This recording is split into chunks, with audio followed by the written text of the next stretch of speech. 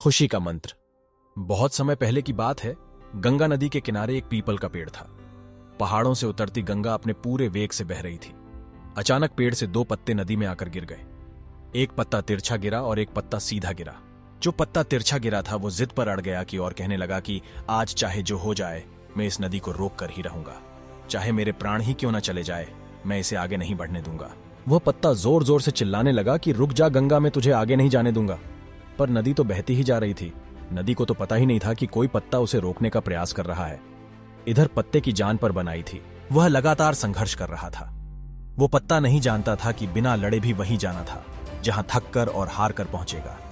परंतु अब और तब के बीच का समय उसके लिए दुख और संताप का समय बन चुका था। वहीं दूसरा पत्ता जो सीधा गिरा था वो नदी के प्रवाह के साथ बड़े मजे से बहता जा रहा था और कह रहा था कि चल गंगा, आज मैं तुझे तेरी मंजिल तक पहुंचाऊंगा। चाहे जो हो जाए मैं तेरे मार्ग में कोई भी अवरोध नहीं आने दूंगा। नदी को इस पत्ते के बारे में भी कुछ पता नहीं था। वह तो अपने धुन में सागर की ओर बहती जा रही थी।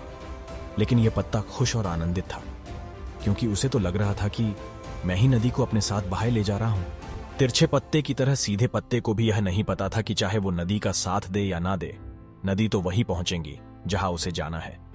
पर अब और तब के बीच का समय उसके लिए आनंद का समय बन चुका था। जो पत्ता नदी से लड़ रहा था उसके जीत का कोई उपाय नहीं था, और जो पत्ता नदी के साथ बहता जा रहा था उसकी हार का कोई उपाय नहीं था। दोस्तों, ये कहानी हमें यह सिखाती है कि जिस दिन हम लड़ना छोड़ देते हैं उस दिन से हम जीना शुरू कर देते हैं। अब लड़ना छोड़ देने का अर्थ यह नहीं है कि आप सपने ना देखें या उसके लिए मेहनत करना बंद कर दें, बल्कि लड़ना छोड़ देने का अर्थ यह है कि आप उन चीजों को बदलने की कोशिश न करें जो आपके हाथ में नहीं है। दूसरों को बदलने में अपना जीवन को बर्बाद न करें, बल्कि खुद को बदलें।